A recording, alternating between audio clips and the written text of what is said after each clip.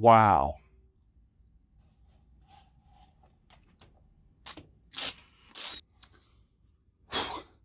I recently had a birthday, and my friends and family always are asking me, "What do you want for your birthday?"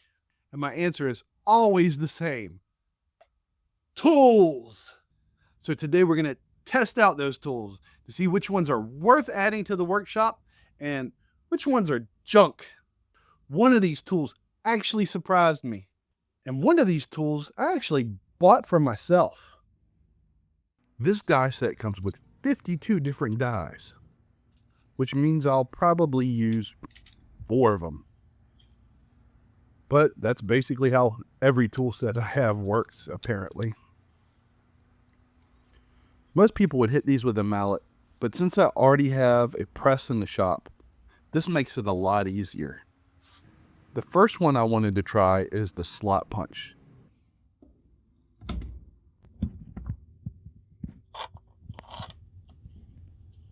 These are great for straps or belt hardware.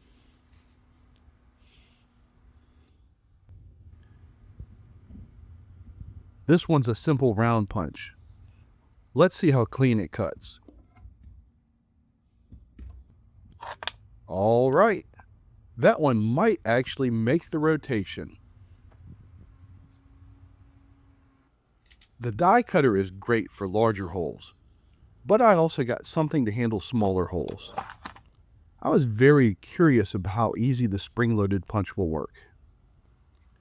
I imagine it's a lot quieter, so it might be a good tool for someone who lives with other people or wants to do leather work in an apartment, so you're not making a lot of noise. And it also looks very compact.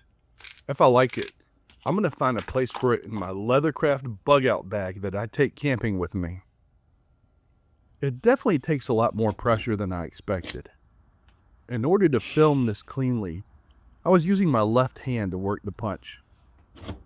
I had to punch some holes twice, which means either I need to use my dominant hand for punching, or the punch might need sharpening. Let's see how clean that hole actually is. Once they are punched, the holes actually look pretty clean.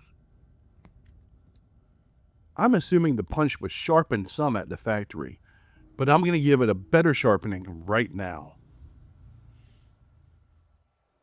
When it comes to sharpening punches, you really want to remove most of your material from the outside of the punch. If you only sharpen the inside with a file, the holes of your punch will slowly get bigger over time. This tool looks like it solved that issue because the bevel is already set at the correct angle. As with any sharpening project, you're going to create a small burr on the other side. So just stick the skinny end in the hole and give it a slight, quick little twist to knock the burr off. Great job. It only took a single punch and now we get a nice, clean hole. This is one before sharpening. Had to punch it twice. And this one is after sharpening. Great job. The next tool I got for my birthday is this 5mm leather roughing tool. If you've ever glued leather together, you know smooth leather doesn't always give glue much to grab onto. So, the purpose of this tool is to rough up the surface just a little bit so the adhesive can bite into the leather and hold better. According to the description, this one has sun-textured grooves, designed specifically for roughing leather surfaces before glue is applied. And it's made from heat-treated steel with deep file flutes so it can handle repeated use. When I first started using it, I noticed that it clogged up a little bit when I was moving it in just one direction. But once I started moving it back and forth, it cleared out and worked a lot better.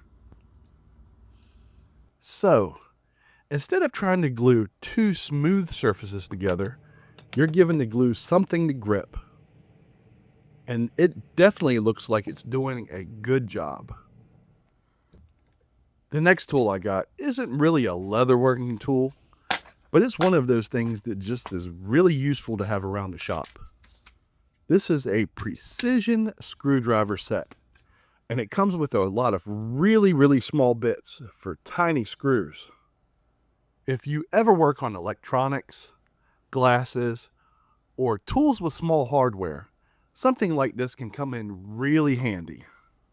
What I like about this set is just how many different bits it includes.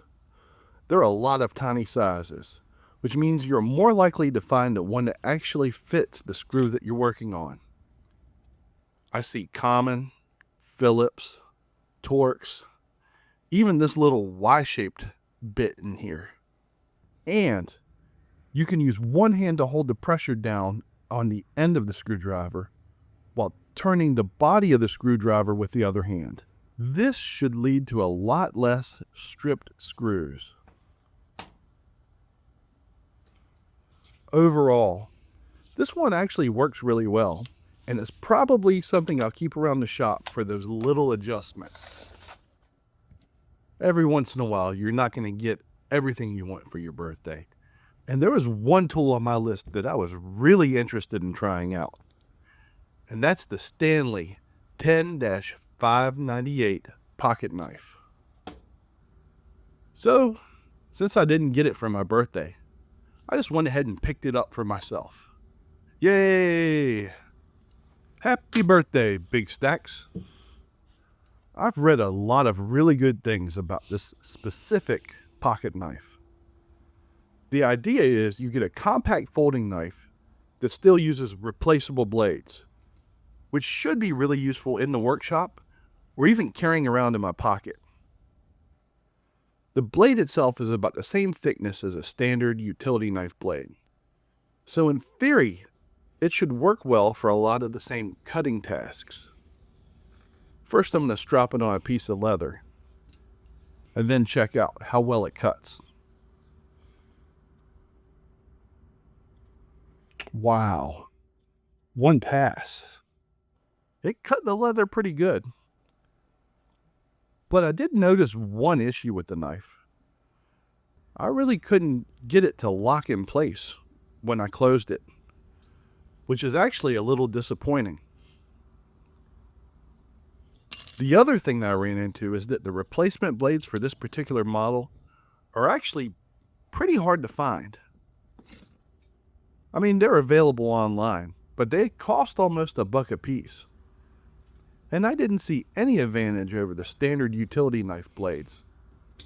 Because of that, it might honestly make more sense to just buy a regular folding utility knife that uses standard utility blades.